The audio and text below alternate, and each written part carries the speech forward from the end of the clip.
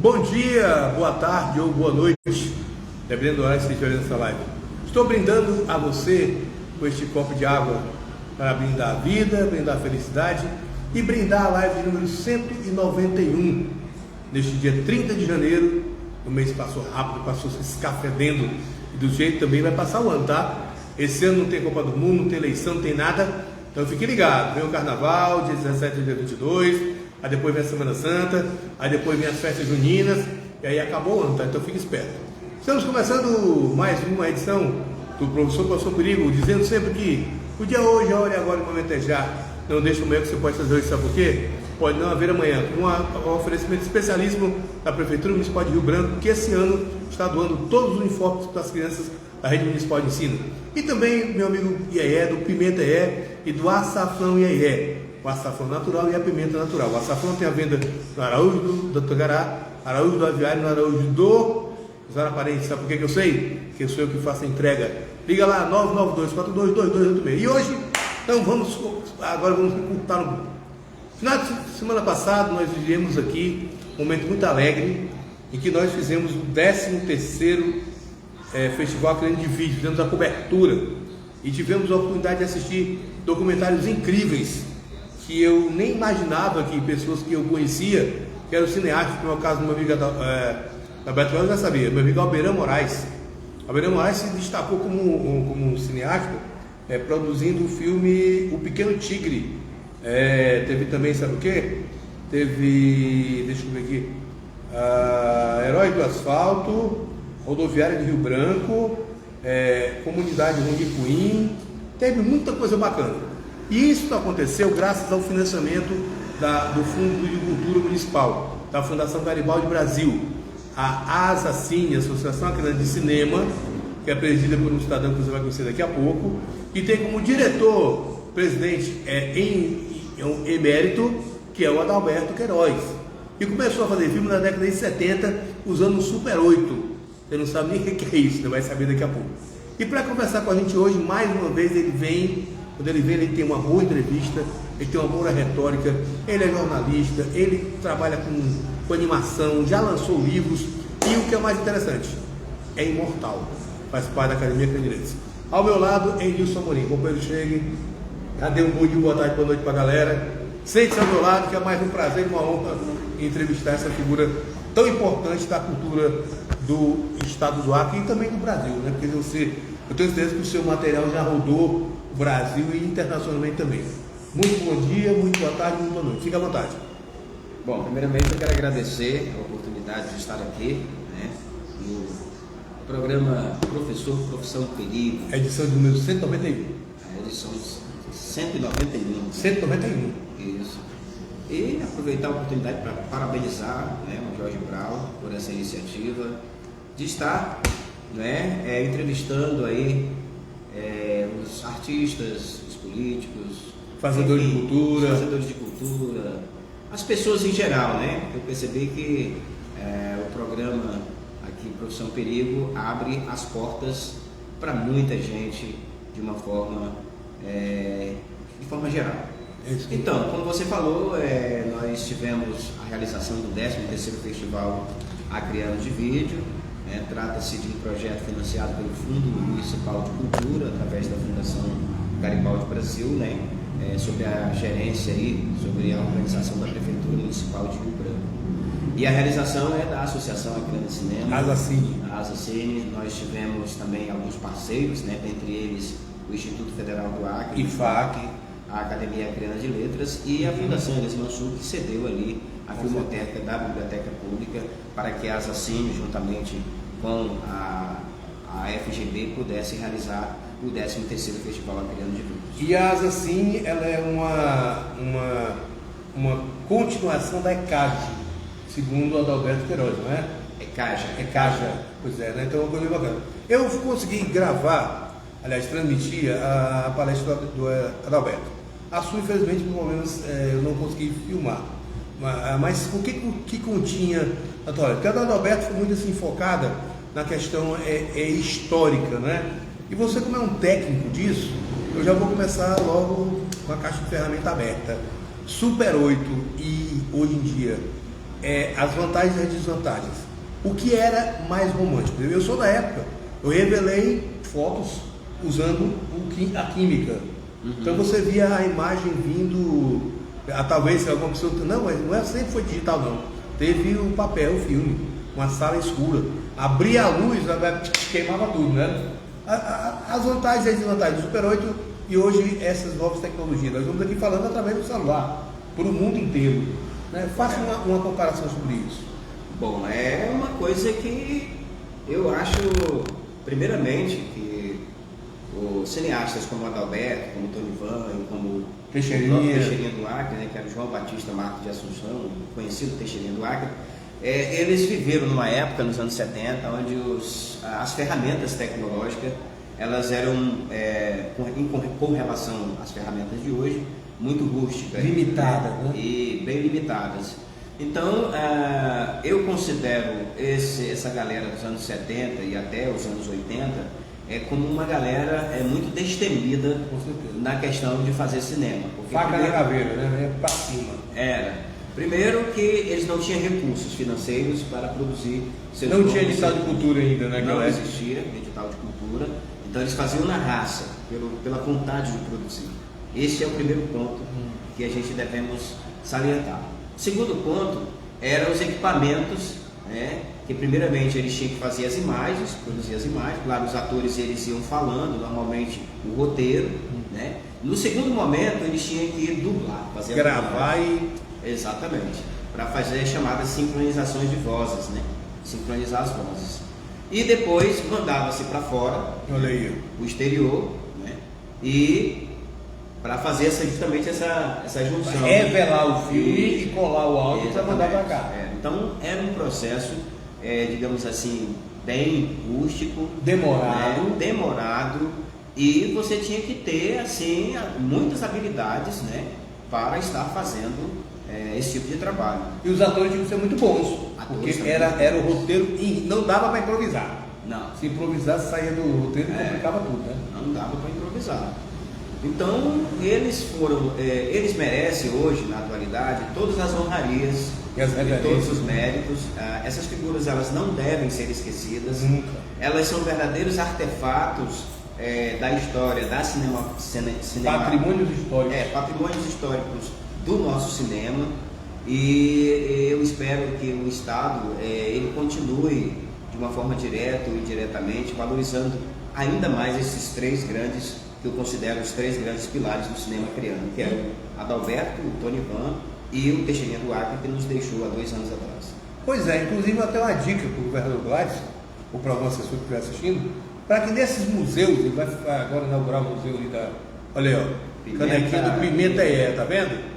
Pimenta gourmet. Mas se você quiser só malagueta, também tem. Então, por exemplo, governador, se você for fazer aquele museu lá, faça um espaço reservado para filmoteca, né? Para cinematografia do Acre, né? E bote esses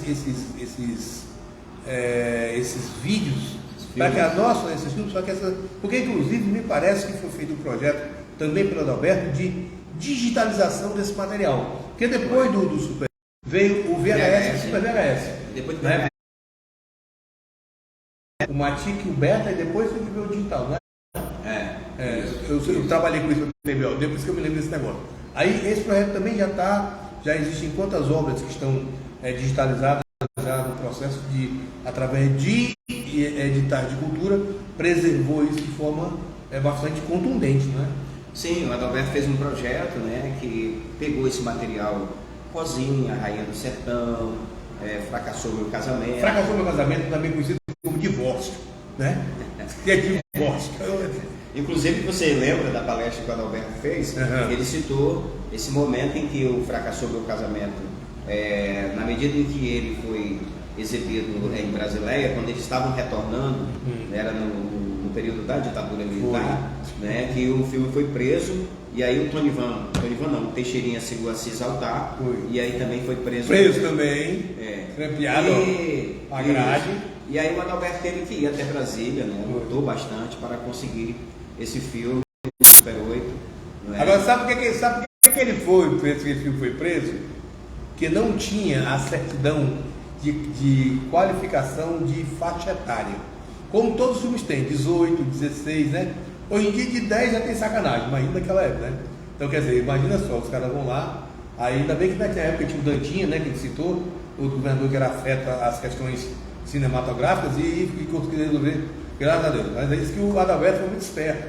Na hora que o cara disse, esteja preso, ele deu um cangapé por aqui, já saiu correndo, foi ele que veio pra cá, dizendo que chegou antes dos presos, já para quando os caras chegaram já deu uma aliviada, né? Mas isso é muito interessante e tal. Agora me diga uma coisa, qual a avaliação que você faz desse material que foi apresentado dentro do 13º Festival? Que é o seguinte, muitas peças, foram 40 inscritos e 15 foram selecionados, né? Foram 50. 50 inscritos, né? Eu esqueci de 10. Então, assim, contemplou todo mundo. Eu gostei muito daquele do Heróis do Asfalto, né? Também. A Juventude de Cunha foi feita pelo nosso amigo Oscar Xavier, né? Também foi. Qual a avaliação que você faz? Abrangeu toda faltou alguma coisa? Ou vocês estão pensando no próximo acrescentar alguma coisa a mais? E você acha que esse festival vai dar elementos para novas produções? Porque parece que não funciona da UFAC, já tem uma turma, uma ideia na cabeça, uma câmera na mão, então partindo para a luta, né? Com certeza. Olha só, o nosso regulamento que a gente publicou no dia 2 de janeiro de 2022, do ano passado, a gente exigia que esses documentários, né, esses roteiros, né, teriam temáticas voltadas à valorização dos espaços de memória de Rio Branco e de municípios. Aqui da rodoviária, né? Isso, exatamente. Então, por isso que certos documentários, por exemplo, sobre a história do Palácio Rio Branco, legal, gostei também. E sobre a história das rodoviárias, né, que foi feito pelo Márcio Levi, que é um estudante do curso de jornalismo, um amante do audiovisual, uma pessoa que está muito antenada a esses aspectos, está sempre mandando informações para a Associação Acreana de Cinema, tudo sobre cinema, eles estão muito a par. E o Elton Bonaparte, que fez um belíssimo documentário que você pôde contemplar, né, intitulado Heróis do Asfalto, como você bem falou, e que narra um pouco sobre esses entregadores. Os heróis, né? Exatamente. Uma alimentação, remédio, tudo, né? Durante os 2 anos de pandemia, né? E no documentário dele, ele instiga ainda mais falando que esses entregadores precisam também de uma legislação trabalhista para assegurar os seus direitos, né? Porque afinal de contas, um garoto desse que trabalha o dia inteiro fazendo entregas, né, ele pode se acidentar, né? E enfim, o documentário ele tanto retrata sobre os perigos que esses trabalhadores passam, a importância deles no contexto social. Exatamente.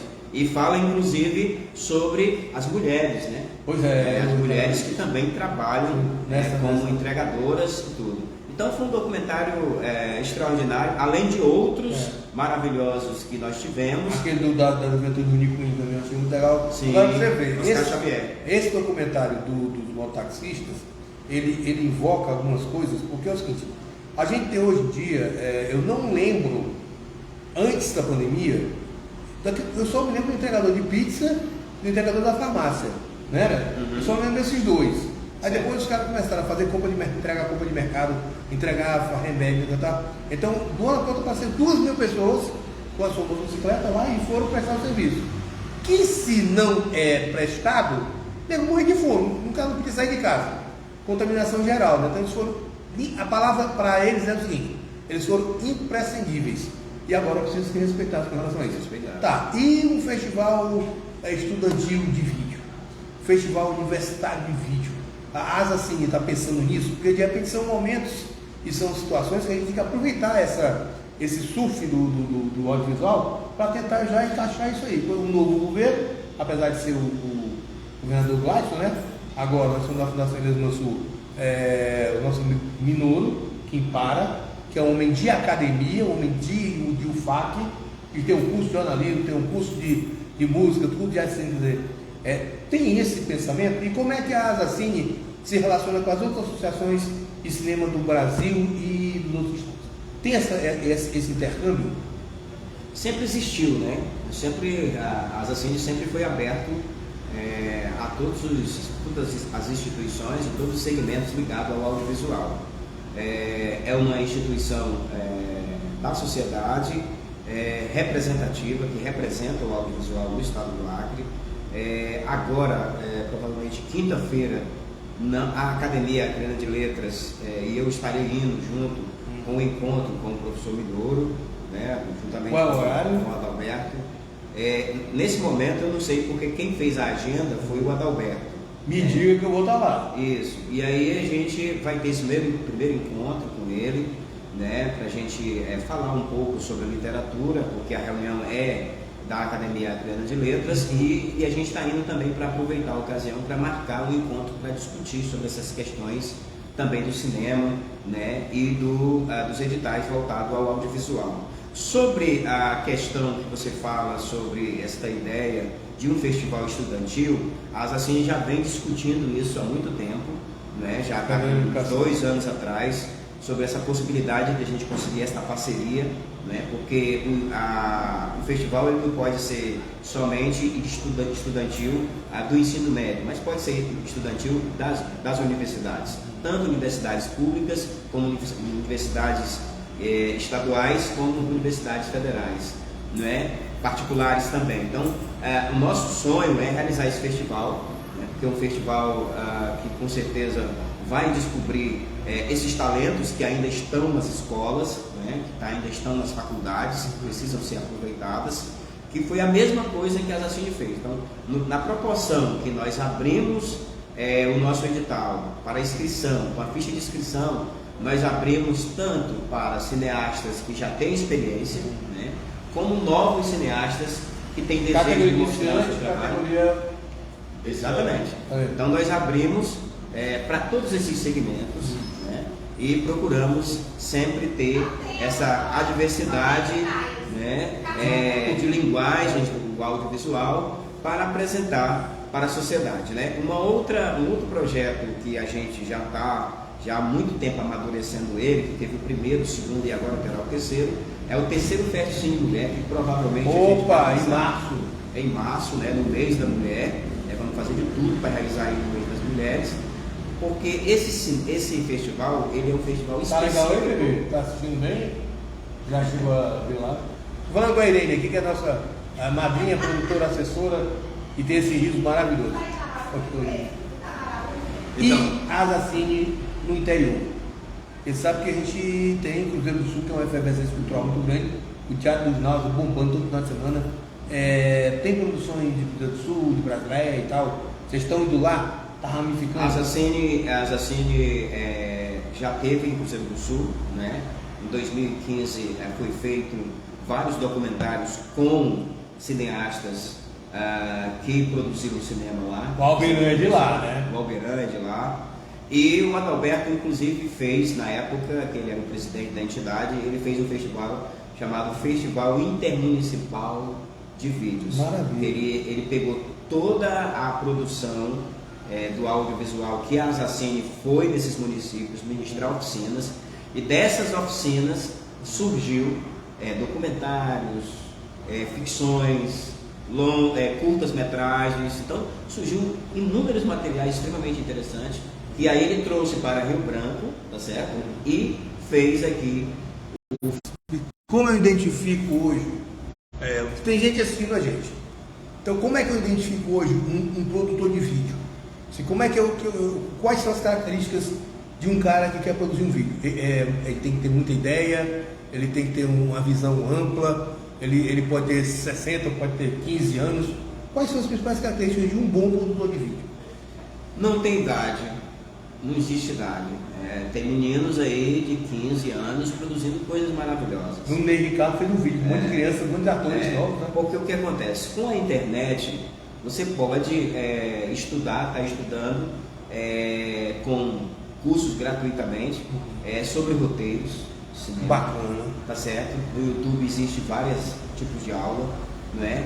Em outras plataformas você vai encontrar cineastas de renome, o seguinte, mostrando... Semeando, né? Semeando. Então, essa galera jovem, eles têm a ferramenta que é a internet, quando ela é bem usada, né, é como se fosse uma faca, né? Uma faca você pode usar ela para cortar uma laranja, para cortar uma maçã, mas você pode usar também para outros tentativa de homicídio. Exatamente. Então, a internet, o instrumento, você, por exemplo, está usando um celular aqui dentro de uma loja de conveniência, produzindo um programa, né, extremamente de 191 programas, aliás. Isso.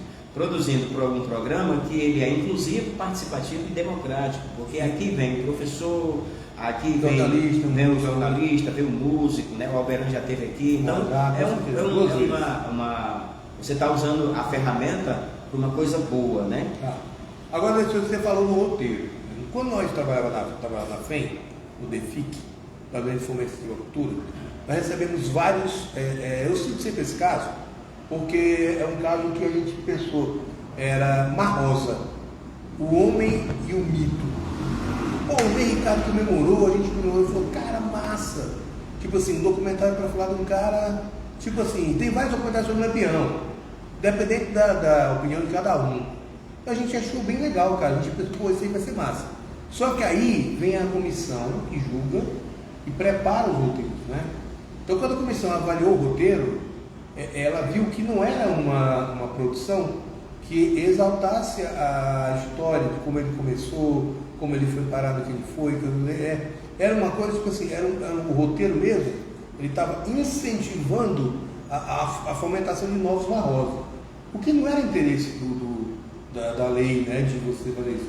Então o projeto não foi aprovado, né, e depois o rapaz esteve lá, conversou com a gente, né, a gente explicou para ele, né, que fomos até além do dente livre, não tem que explicar nada, a gente foi procurando. A ideia é bacana, só que o roteiro é o que define o que você vai gravar. Então, tão importante quanto os recursos, tão importante quanto os equipamentos, é a forma que você vai chegar ao teu produto final. Tem que ter o antes, o durante e o depois, né? Não tem como, né? Você pode ter uma grande ideia, só que você tem que ser agora alguma coisa. O audiovisual hoje, você tem produções longas, curtas e médias. É mais fácil você plantar uma ideia num vídeo de 2 minutos, 3 minutos, ou quando você se propõe a fazer uma coisa maior. Porque você pode ter um vídeo pequeno que ele te dê a noção de generalidade, né? Por exemplo, um vídeo sobre catraeiro, 5 minutos você mata, né? Mas um vídeo sobre a caça na Amazônia, o garimpo predatório, é uma coisa mais, não dá para resumir. Tem essa perspectiva de você ter o feeling de saber qual o tempo você tem que colocar? É que você falou, vai depender muito do roteiro, né? Vai depender da direção, vai depender da equipe, tá certo? Porque você, para assistir uma coisa longa, você vai ter que assistir algo bem produzido, com uma imagem boa, com algo que chupe a tua atenção. Exatamente, entendeu? A mesma coisa também você vai produzir um curta, né? Você tem que ter esse propósito de sempre produzir algo com qualidade. Você tocou um assunto, por exemplo, sobre a questão do Mar Rosa, né, do roteiro de vocês. Eu acho que faltou sensibilidade da equipe de avaliar um trabalho desse. Porque, veja bem, não é porque você está produzindo um documentário ou a história de uma pessoa que foi um dia uma pessoa do crime, não é, que você está incentivando, não é, o crime. Não, você está simplesmente contando a história de alguém, não é, que começou, que teve uma história. Então, o criminoso, ele também não pode ser colocado numa história somente como um criminoso. Muitas vezes ele entrou para o crime, né, por questões sociais, entendeu? Então, quando você cria um roteiro com esse cunho, né, de mostrar a vida de uma pessoa que era do crime, mas você visa sobretudo mostrar o seguinte, o porquê que ele foi pro crime. Robin Hood. Robin Hood é roubar dos ricos para dar para os pobres. O Robin Hood bem, né? Só um exemplo assim para você poder... Então é isso, entendeu? Eu acho que a equipe de avaliação tinha que analisar esse trabalho com bastante cautela, né?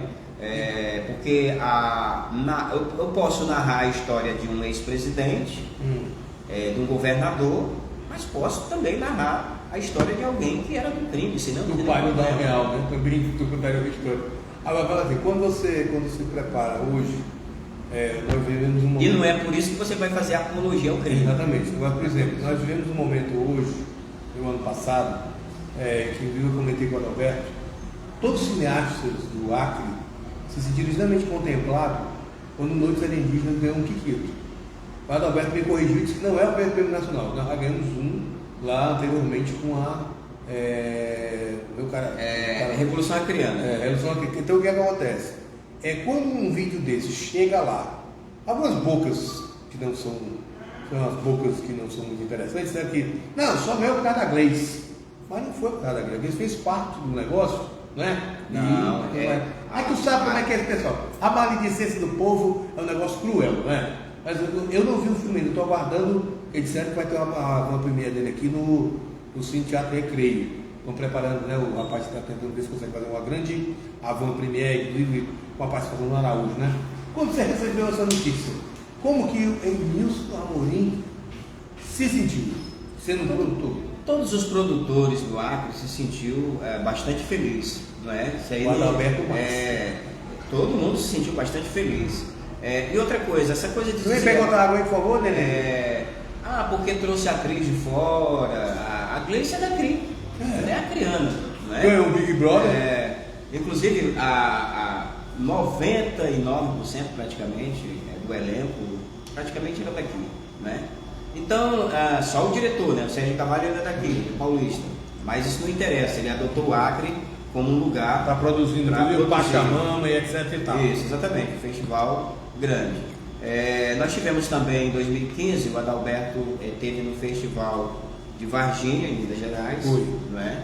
Onde o filme Revolução Acreana também ficou em primeiro lugar na categoria documentário. E concorrendo com 80 filmes, ele me falou isso. E é um dos maiores festivais do Brasil.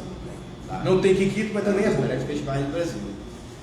E falando agora do Mapinguari, a lenda, né, em 2015 também, eu fui contemplado no programa Amazônia das Artes. Maravilha. Fui o único acreano animador que fui selecionado para ir na categoria animação para circular em 12 estados brasileiros, circulando com o Mapinguari, né, com uma plateia maravilhosa, cheia, salas de cinema dos estados brasileiros tudo lotado para assistir Mapinguari, não é? Enfim, então o cinema acreano devagarinho, ele vai galgando e vai subindo no topo mais alto, né? E nós esperamos aí que através desses festivais, né, através do Festicine Mulher, através dos 13º Festival Acreano de Vídeo e do 14º que vai surgir aí pela frente, nós continuaremos sempre tentando fomentar a cultura, né? Você vê que os cineastas hoje se sentem bastante contemplados, porque eles dizem, olha, eu vou exibir o meu documentário, mas eu vou receber um cachê na exibição, né? Então a Zacine pagou nesse projeto R$ 1.200 para cada cineasta que exibir o seu filme. A única exigência que a associação fez foi que no dia da exibição o cineasta que estivesse lá falasse um pouco sobre o seu trabalho, dividisse um pouco da sua experiência com o público, para que o próprio público, porque às vezes a pessoa que está assistindo ali, ele só sente interessado em produzir alguma coisa quando ele vê os cineastas. Puxa vida, olha aí, ó. Aqui, vê na tela e olha para o lado. É tu, Exatamente. Agora, por exemplo, o Marcelo Cordeiro, que é parceiro do rapaz do Festival Pachamama lá, ele me surpreendeu na época da Feira Agropecuária. Só para vocês terem ideia do que aconteceu aqui, as pessoas falavam de boi, de chifre, essas coisas todas. Passou no Cine Teatro Recreio durante 10 dias o Festival de Cinema Vale Lux, só com filmes internacionais, detalhe, que não tinham sido lançados no circuito internacional. Então os acreanos aqui, a parte do pessoal da intelectualidade, Fátima Almeida e o resto da intelectualidade, assistiu filmes franceses, filmes italianos, filmes suecos, filmes africanos, de excelente qualidade, lá no Cine Teatro Recreio. Então o Marcelo Cordeiro, hoje ele trabalha com algumas produtoras. Semana passada ele colocou aí, Venk, o filme do Sidney Magal, Me Chama Que Eu Vou, fez uma, entendeu? Quer dizer, ele sempre está buscando isso aí. Então você está com o seu programa para fazer, é só você pesquisar o site da FEM, o site da Zacine, o site da Fundação Elias Mansur, da Fundação Garibaldi Brasil, tudo isso tem atividade. E outra coisa, o pessoal fala, gente, eu sou da época do que passava aquele Cine 100, né? O pessoal das antigas sabe que Antes de começar o filme, passava um noticiário de futebol, né? Geralmente era com jogos do Campeonato Carioca. Agora, veja bem, aquelas câmeras eram de altíssima qualidade, com slow motion, né? Então a gente não tinha a habilidade de ver na televisão. Então é muito bacana essa perspectiva, né? Agora nós já falamos dessa questão do cinema, da perspectiva do ócio aí, e diz uma coisa, o curso de artes cênicas da UFAC, ele tem alguma vertente, ele tem um viés que possa entrar nesse audiovisual, também porque para despertar lá dentro da galera, né? Você tem conhecimento disso aí? Já existe uma disciplina audiovisual? Porque hoje em dia a gente sabe que a gente fazia naquela época da televisão, usava o chroma key, né? No fundo azul, e tinha através do equipamento, a gente substituía, colocava qualquer imagem atrás, né? Então é interessante. Você tem conhecimento desse curso desse audiovisual dentro do curso da grade da UFAC? Olha, eu não sei se eles têm alguma disciplina, né? O curso de jornalismo, por exemplo, que é o curso que eu estou fazendo na universidade agora, recente, existe várias disciplinas voltadas ao cinema, né? Voltado à questão do audiovisual, né? Da produção do audiovisual.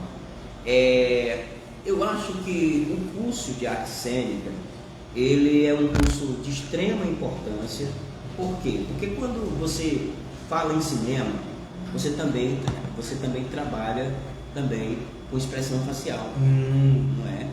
Um ator, por exemplo, quando ele vai trabalhar o seu personagem, né, ele não pode... Até pela escolha do personagem.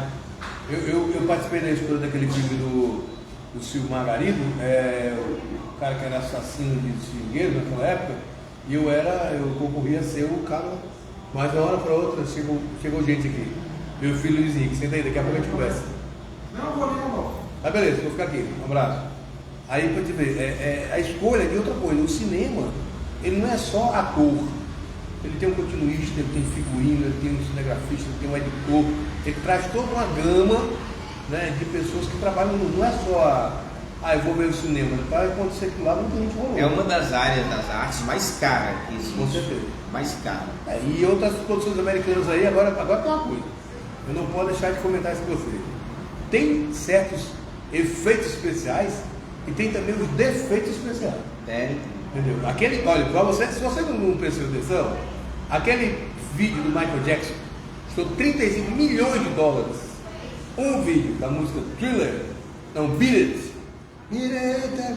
Presta atenção na hora que o Michael Jackson entra naquele barzinho e aquelas mesas de sinuca. Já tinha visto? Não tem uma mesa de sinuca daquela que tem a caçapa. Ontem de manhã tu jogar sinuca numa mesa que não tem caçapa. Cara, é um absurdo.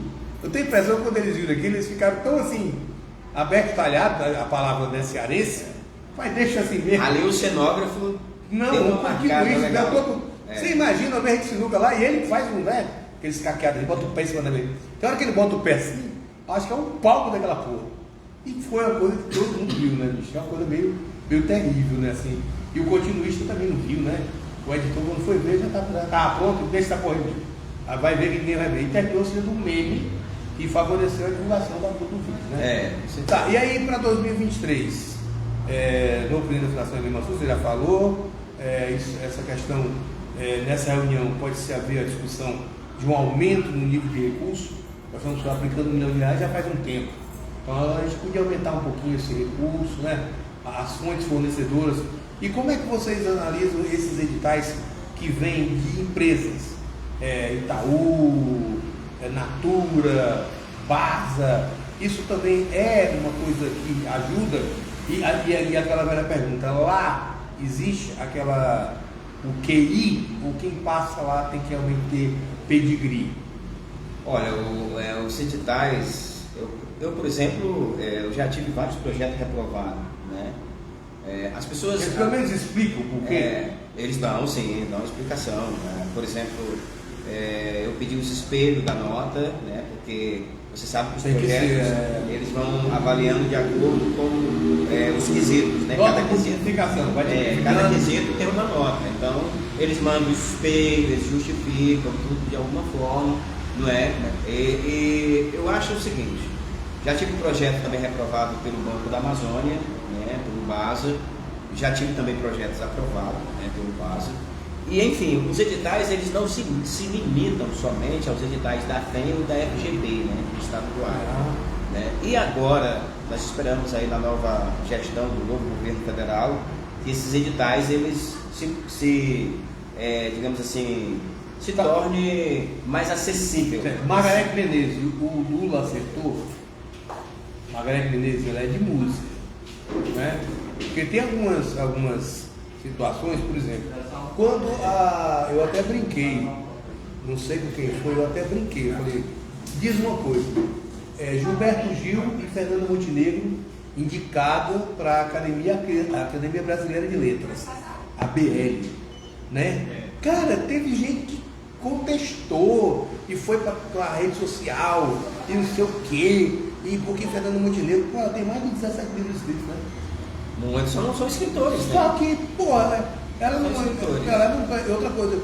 Gente, eu não sou, eu sou da época do Gilberto Gil, Caetano Veloso, Chico Buarque, o pessoal lá do bairro dos Novos Caetanos, né? Porra, se o Gilberto Gil não tivesse escrito nenhum livro, só a discografia, as músicas do cidadão, as letras, pô, isso não qualifica o cara, não. Ele é um poeta. Pô, ele é um poeta, ele é escritor de poesia, não é? Ainda Porque musicaliza. A música é uma poesia, tá certo? E acima de tudo, é um poeta das partituras, né? Entende, compreende, tem uma precisão. Às vezes a pessoa fala sem ter conhecimento. Por exemplo, quando eu compartilhei também sobre a entrada da Fernanda Montenegro na ABL, na Academia Brasileira de Letras, algumas pessoas comentaram dizendo que era uma pessoa, tratava-se de uma pessoa que nunca havia escrito um livro. Que isso? Né? Então, por exemplo, para você não machucar as pessoas, você só coloca os links que vão levar essa pessoa aos livros, que inclusive está disposto à venda, entendeu? Em livrarias virtuais aí, né? Então, às vezes as pessoas criticam sem conhecer, né? Sem conhecer. E acima de tudo, essas duas figuras são os monstros sagrados. A Fernanda Montenegro é uma figura praticamente do cinema, da telenovela. Aquele filme que ela fez, que ela escrevia cartas, que manda aquele filme lá. Central do Brasil. Central do Brasil. Que foi indicado para o Oscar. Agora me diz uma coisa, quando você tem algumas situações, por exemplo, algumas obras que foram escritas há 100 anos atrás, elas já se passam para domínio público. Isso também acontece no audiovisual, por exemplo, eu posso produzir um filme e eu tenho direitos autorais sobre aquele filme. Aí passa um tempo, aquele filme passa a ser de domínio público, porque eu sei que algumas obras de Lucas Rodrigues e alguns outros cantores e poetas por aí, a família inclusive se surpreendeu que depois de 100 anos da obra, né, ela passa a ser de domínio público, e todo mundo pode utilizar, não pode mutilar. Acontece isso também com o audiovisual? Pode sim acontecer, pode. Agora o problema do audiovisual é que você não faz o audiovisual só. É um número muito grande de pessoas. Para todos assinarem. Se você fizer esse documento, você pode ter algum problema, porque o diretor, a pessoa que produziu o figurino, por exemplo, ele pode pisar o pé, né? A pessoa que produziu o roteiro também pode. Mas enfim, uma boa conversa, isso pode acontecer sem nenhum problema. Mas eu acredito hoje, com as novas mídias, é muito difícil agora acontecer. Porque você segurar, né? Bom você segurar, porque as coisas se espalham com muita facilidade, as pessoas dão download de tudo, se apoderam de tudo, e aí não é muito. Não bom. dá o crédito, que é pior. Não dá o crédito. Agora, pega-se uma fotografia do fotógrafo. Então, você que é jornalista, você sabe, por exemplo, se eu for usar uma foto nas redes sociais, digo sobre o evento, mais lá, digo a foto, fulano de tal. Quando você vai não custa nada. Se você vai estar uma frase, Bertolt Brecht, aí homens que lutam num dia, dá Bertolt Brecht. Isso dá até ponto da redação. Agora tá, 3 últimas perguntas para a gente finalizar. Depois eu deixo você falar as suas perspectivas para 2023. Qual o melhor filme que você já assistiu? No Acre? Não, geral. Para mim é o Poderoso Chefão. E Francis Ford Coppola. Na época da italiana. Isso, garoto, não sei o que, Dom Corleone. Caramba. Marlon Brando, né? Aí deu o irmão dele Marlon Brando. O melhor e o pior filme que você assistiu? Ah, o pior... Não, um assim, que você entrou, se pagou, se arrependeu na hora. Mas igual aquele que você diz, rapaz, cara, para produzir isso aí, pelo amor de Deus. Não, eu não assisti um filme assim que eu me arrependi. Não. É porque, por exemplo, eu sempre, na época do Cineacre, a gente ia por empolgação, né? Na época de Bruce Lee, na época de Shaolin, na época de Sylvester Stallone com Rambo 2, A Missão, né? Esses filmes para mim, hoje com a questão tecnológica a gente vê que eles têm algumas falhas, mas esses filmes para mim foram maravilhosos. Nunca acabava a bala do Stallone. Isso, e na atualidade os filmes, normalmente eu assisto por indicação e são filmes muito bons ainda, então não posso assistiu A Procura de um Milagre? Em Busca de um Milagre? Eu gosto de filmes que fazem a verdadeira história do Benjamin Button. Agora, tipo assim, o pior e o melhor filme que eu agora, tipo assim, algumas vezes o Adalberto me contou que vinha um filme pra cá, o pessoal assistia no Cineacre, pagava, depois o pessoal atravessava a Catraia e assistia o mesmo filme no Teatro Recreio. Eu achei extremamente, que era pelo prazer de estar junto, né? Pelo prazer de sentar Agora, os cinemas hoje nós temos o Cine Araújo, temos o Cine Teatro Recreio, né? Temos alguns espaços que podem ser exibido filmes sem nenhum problema, né? Mas em Fortaleza, que é a área que eu conheço, o Cine Arte, a Barão do Rio Branco, quando eu Pompeu, derrubaram para fazer um estacionamento. O Cine Diogo, perto de São Luís, derrubaram para fazer uma galeria. E o Cine São Luís virou uma fundação. Então, por exemplo, eu assisti os Trapalhões nas Minas do Meio Salomão, em 1970, eu tinha 7 anos de idade. Com o Didi, o Mussum, o Dedé e o Zacarias.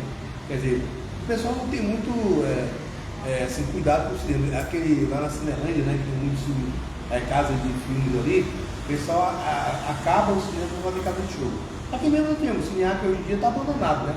E foi um espaço onde havia programa de rádio difusora, tipo de calor lá direitinho. O Cine Rio Branco também, né, virou formigão, entendeu? E tinha um cine lá na estação, você lembra?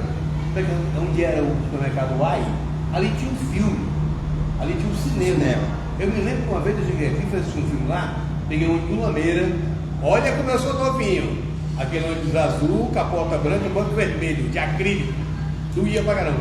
Da estação experimental, dali onde era a capital, até ali a Furbesa, era mato dos dois lados. Eu cheguei em 80, tá?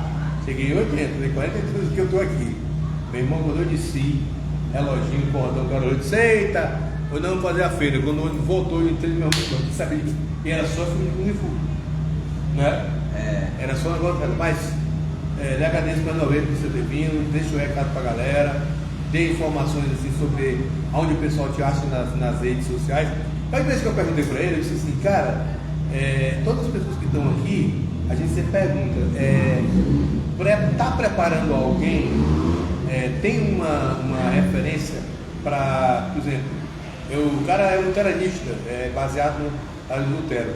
Tem uma rapaziada que já se afina contigo, que já chega no próprio curso. Como é que tu começou? Porque tu começou de alguma maneira.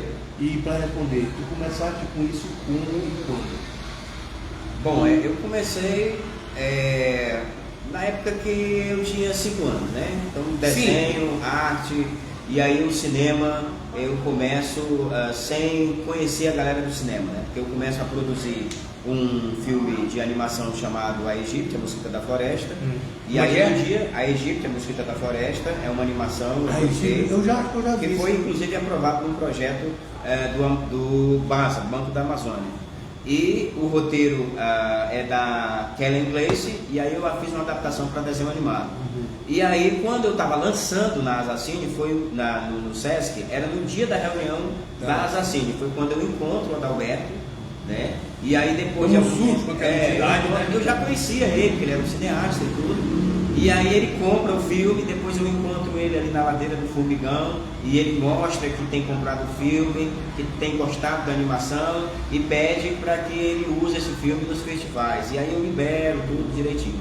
Depois eu sou convidado para pegar e fazer uma uma história da Elaís Meira e Luan, e ela me indica o Adalberto, né, para me fazer uma entrevista com ele. Aí é quando eu tenho uma aproximação maior com ele, e aí depois a gente vira um grande parceiro. Então a minha entrada no cinema propriamente dito foi através das minhas animações, e ainda mais forte quando eu encontro o Adalberto, né? E esses meus encontros dos cursos, das oficinas, já tem vários garotos produzindo animação, né? Animações experimentais, né? As palestras que eu já dei nas escolas públicas ensinando como é que se processa a animação. Eu já encontro jovens, olha professor, eu me vi naquele dia, eu agora sou animador, trabalho com animação, já estou trabalhando no setor tal, trabalho com animação, e isso é muito gratificante para a gente. O primeiro contato que eu tive com animação, eu acho que eu tinha 12, 13 anos, tinha um professor nosso que ele trabalhava com várias folhas desenhadas, e ele fazia como se fosse um baralho. Pimenta aqui, hein, galera? 992-994-2286, fala com o Iaia, tá ok? Beleza? E é água, tá, gente? Com certeza. Tu lembra? O cara faz um monte de desenho, aí ficou folha como se fosse um baralho, aí você vê o bonequinho se mexendo. Foi a primeira vez que eu vi animação. Aí depois eu me preocupei em olhar as primeiras animações igual ao Disney, em que o Mickey era pequenininho, né? Era uma coisa até em preto e branco, meio rústico, né? E era muito legal, porque depois é que veio o colorido, né? Mas os primeiros desenhos animados, o Mickey era feio pra caramba. Assustava, né? Tipo o Chuck, né? Isso. Mas a primeira animação da Disney foi Mickey e o Barquinho a Vapor, né? Pois é, e é uma coisa meio, né? Preto e branco. Ele pulava, a perna crescia, eu lembro disso aí, cara. As animações agora, elas estão muito mais modernas, né? Nós temos vários programas gráficos que auxiliam bastante o animador, quem trabalha com animação. As ferramentas gráficas estão cada vez mais modernas, e na atualidade nós temos também as animações em 3D, não é? Que é essas animações extremamente revolucionárias e tudo. Mas para finalizar esse bate-papo, eu quero simplesmente agradecer a oportunidade de estar aqui mais uma vez no programa Profissão Perigo. Live 191. Live 191. Responsabilidade, sem nenhum processo. Diga-se de passagem também, né? Esse grande comunicador que é o Jorge Brown. Agradecer aqui essa oportunidade de estar aqui mais uma vez falando com esse público maravilhoso nas redes sociais, e dizer que a nossa próxima vinda aqui é para falar de um outro projeto, não é? Que é o projeto AEL Festival Estudantil de Cinema. Maravilha. E acima de tudo, que já está próximo do nosso terceiro FET5 Mulher, um projeto que é financiado pela Fundação Elias Mansur, aprovado no ano passado, e este mês agora, se Deus conceder, nós estaremos realizando este projeto. Duas redes sociais, chega pra galera aí. Bem, o meu do Facebook, né, é Enilson Amorim, né, você vai encontrar. Tem o canal do YouTube qual é? O canal do YouTube é Enilson Amorim Professor, né?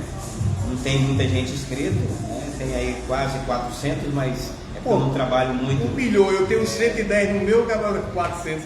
400 daqueles, mas é tudo o tempo de Deus. Deixa pra ele, né? E enfim, eu tenho também o Instagram, também é Enilson Amorim, você pode estar me encontrando, Enilson Amorim Artes também no Instagram. E dizer que é um prazer, a Assassine também tem um canal no YouTube, assassine@gmail.com, né, que é o canal da Assassine no YouTube. Nós temos também a nossa página nas redes sociais, no Facebook, também no Instagram, e convidar todos os amigos para estar aí acessando as redes sociais, tanto da instituição como do presidente também. E já está sendo pensado o 14º festival, porque nesses 30 anos de cinema, né, houve algumas interrupções, né? Mas agora parece que a fiandeira vai pegar. Porque na verdade o primeiro festival Acreano de Vídeo foi em 1979, a Assassine ainda não existia, era o ECAJ, que era o Estúdio Cinematográfico Amador de Jogos Acreanos, ECAJ Filmes. E foi realizado o primeiro festival de cinema Super 8, sob a direção da Universidade Federal do Acre, juntamente com o ECAJ, com o apoio do SESC, né? A animação que ganhou em primeiro lugar foi uma animação do Silvio Margarido, juntamente com o Pio Marques, ex-governador do estado do Acre. E a animação, e o vídeo era uma animação em stop motion, que nós chamamos hoje de stop motion, que era jogo de xadrez, eram as mãos de 2 jogadores que moviam ali as peças do xadrez. Né? Então, de lá para cá, nós chegamos aí ao 13º festival, teve alguns momentos de governos, né, do estado do Acre, que foi lançado o edital e que não teve tanto apoio, né, e enfim, presidentes da instituição também que não tiveram muita articulação para trabalhar essa coisa do festival, mas nós esperamos encontrar novamente nesse programa aqui para falar, sem dúvida nenhuma, do 14º Festival Acreano de Vídeo. Galera, é um imenso prazer tê-lo aqui. Nós estamos acompanhando. Na quinta-feira a gente está com você lá, junto com o nosso presidente Lio Quimpara. Que é o seguinte, como eu falei para vocês, a criatura engoliu o criador. Hoje eu sou apenas um mero instrumento desta coisa que se transformou no seu perigo, que eu já estou pensando até em já também fazer um discípulo, né, para quando a gente não estiver mais aqui ou estiver viajando, o cara possa assumir, né? Porque a voz envelhece, mas aí a telha fica faltando um pouquinho, né? A gente tem que dar uma água e tal, não sei o quê. Mas te agradeço, estou compartilhando e ó, lembre-se, o dia hoje, a hora é agora, o momento é já. Nunca deixe para amanhã o que você pode fazer hoje, sabe por quê? Pode não ver amanhã, parceiro. Meu irmão, obrigado mais uma vez. Valeu, garoto. E vamos nos encontrar outras vezes, porque, e olha, não se esqueça, vacine seu filho, tá? A Covid deu mas não pode ir. Criança de 5 meses a 6 anos.